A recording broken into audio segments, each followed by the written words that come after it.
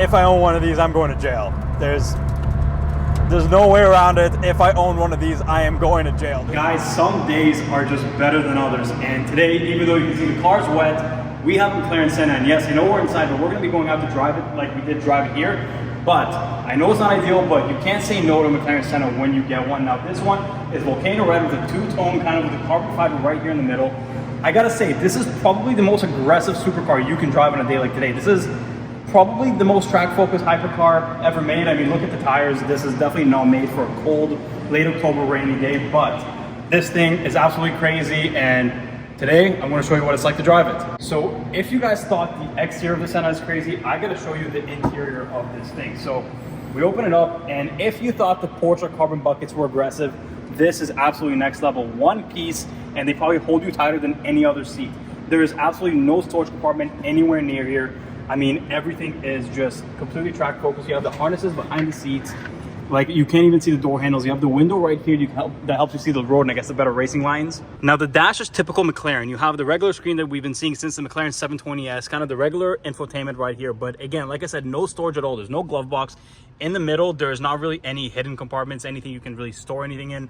Nothing behind the seats. Here is just a spot for a helmet when you track the car, and you can kind of see the engine right behind it. Now, before we get it out on the road, I want to show you the back end. I mean, the vents here are so aggressive. You can barely see that there's taillights right here. A gigantic wing, probably the biggest wing fitted to a production car, if I had to say. And the European versions of this car actually came with 3 exhausts. There's another one on the bottom, and the LMs actually had 4, but for the US market, there's only 2, sadly, but still looks really, really cool. Now, the best thing about this car is the fact that the start button is right here. So let's start the car and go for a drive. It's pretty loud though, and then we gotta just close the doors through here. Okay, so the McLaren Senna. We have reviewed GT3 RSs, BMWs, all this type of stuff, but I gotta say, this is next level type of car. I mean, we're reviewing a hypercar, and honestly, I don't think things get much better than this. Kind of sucks that it's a cold day and it's a little rainy. It has dried up a little bit, so we can push it a tiny bit, but again, it's a Senna. We do have to be very, very careful.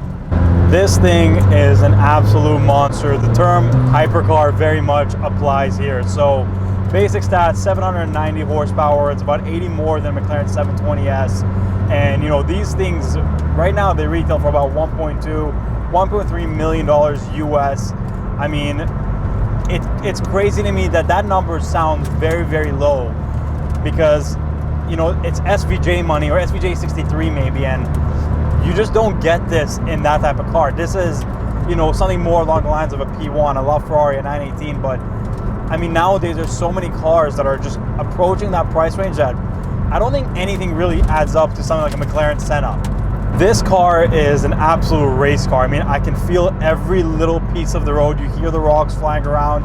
And I mean, you can really tell it's shooting up everything onto the fenders, because when we look outside the car, you're gonna see the car is disgusting and so dirty just from 20 kilometers of driving so far.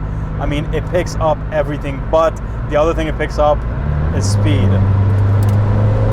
Oh my God. And it brakes even better than that.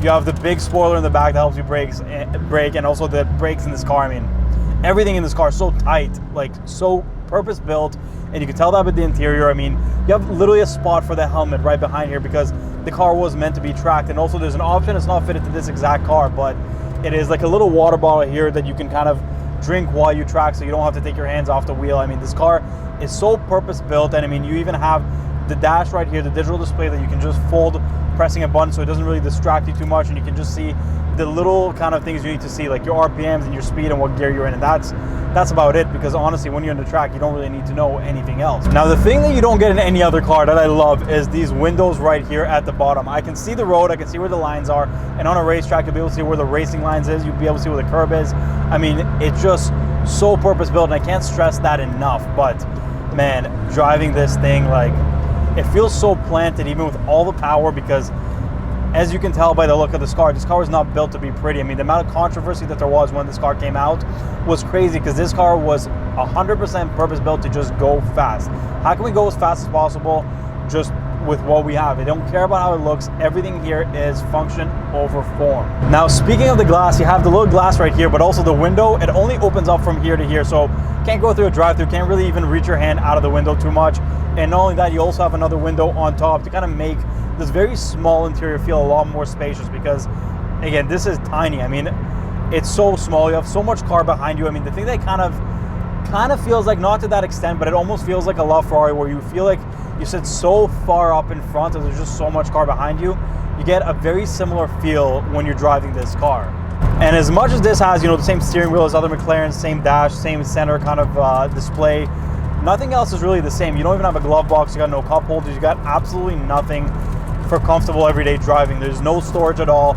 This car is purpose built to go for drives. Nothing about this car is supposed to be practical, and that's what makes it special. If you guys look back at any cars that have kind of become iconic cars, that's what they are. They're cars that are built for one purpose and one purpose only, and they are the best for that exact purpose. And I mean, a McLaren Senna, I mean, it's in the name. I mean, this is just the best track car you can get. And oh, the blow-off valves and the turbos, that sounds so good, and it's so satisfying. And honestly, even on a wet road, I thought I'm going to be scared driving this thing. It actually grips pretty well. The tires are definitely not meant for this weather, but honestly, I'm having a great time driving this, and I'm not really nervous. Empty road. Be careful a bit, but oh, there's just nothing quite like it. Oh. Feel the back getting a little loose there, but oh, this is so freaking good. Oh my god, I will never get tired of these noises. The gear shifts are so quick, which obviously you would expect in a $2 million or $1.5 million hypercar, but oh, the sound, there's like no sound isolation. It is not refined whatsoever. I don't even know if you guys can hear me well over all of this. I mean, there's so much noise. I can hear the rocks flying around. I can hear the engine. I can feel and hear absolutely everything. But downshift, and it just, oh my God, this is a special car. The one thing, it's a special car. The seats, the steer, everything. Just like you will never feel like you're in a normal car when you're in this. And I don't know, people are saying that the seats are the best bucket seats. They're cool. They look like the coolest bucket seats you can get in any car. I'm not gonna lie to you, after like an hour or so of driving, my back is starting to hurt. It's kind of a similar feel I get in like a Lamborghini Huracan or Gallardo. I don't really get that when I drive like a Porsche 918 or my GT4 or anything like that. But I'm telling you, nothing moves like this. This thing weighs nothing, and it really, really feels like it. This thing, it just feels like it almost floats on the road because it's so light. It feels like it's got absolutely no weight to it, and everything around you is carbon fiber. Like, oh. Guys, I'd love to be more on point and on topic about the McLaren Senna, but I just want to tell you guys how it feels, and this thing feels like it's not like from the same world as any other car. I was so scared of this car, but it's not that bad. This thing grips, this thing handles, and this thing is so fast, and it's so much fun. Oh, you could get in so much trouble driving this. Oh my God. I don't think a car's put a smile on my face like this in a very long time. Fuck, this 4-liter, it's something different. I've driven this, you know, I think 2 years ago, we reviewed a 765 LT Spider, and you know, the power output is definitely similar. It feels very similar way that the power gets delivered, but this feels like you're driving half the car weight-wise. I mean, it doesn't feel right to have so much power in a car this freaking light. Okay, so again, we're starting from a light. I was so scared when I have no traction, but whoa, you can feel the wheels, but as long as you don't push it hard, you'll be okay. These gear shifts are so violent though. Oh my God. This is so much freaking fun. Like, I was excited for this. I was very excited to drive this car, but I didn't think it's gonna be this. Oh my God.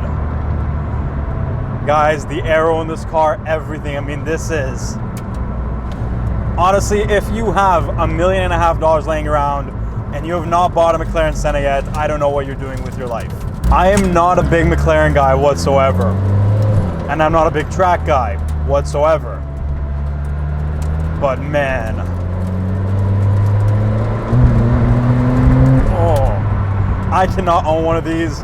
I don't drive fast, but if I own one of these, I'm going to jail. There's no way around it. If I own one of these, I am going to jail. There's no way to drive this car and keep the speed low. It doesn't exist.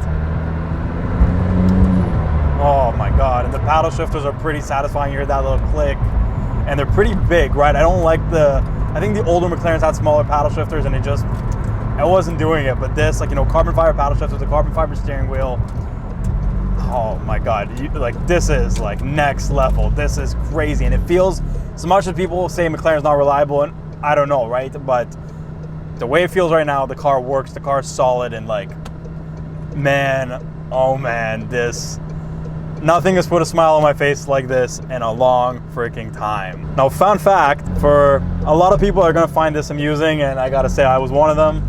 This car is chassis number 420 out of 500 cars, but 420, chassis 420. I mean, everything gets better and better. I mean,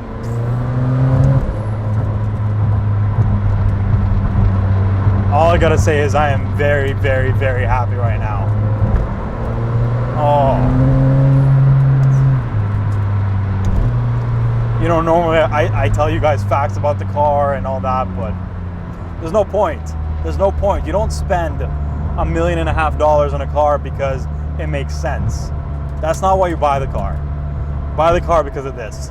You buy $1.5 million car because it's gonna put the biggest smile on your face. And you know what? Maybe I gotta drive LaFerraris more, maybe I gotta drive P1s more, but I just don't think these will do what this does. This thing just is so playful. It is so playful. And if you spent $1.5 million at the peak buying something like an SVJ Roadster, I'm sorry for your loss. You messed up. You messed up, because this thing you can get for under $1.5 million, and it's not even in the same world. I'm gonna get a lot of hate for this from whoever has an SVJ, but you need to buy a McLaren Senna. You just do. This is crazy. Guys, I don't even have anything to say to you guys, but if you wanna know what it's like driving a McLaren Senna, look at the smile on my face. That's all I have to say. Look at the smile on my face. That is exactly what driving a McLaren Senna is like. Guys, I'm gonna give you a pro tip right now. If you wanna invest and you wanna make some money, don't buy a house. Buy a McLaren Senna. Only 500 of these made, and you're just not gonna get this driving experience, anything else. This should be a $3 million car all day long, and I got no idea why this thing is sitting in the low 1 millions. This doesn't make any sense to me, and I don't think they're ever gonna go lower than this. If you want investment advice, buy a McLaren Senna.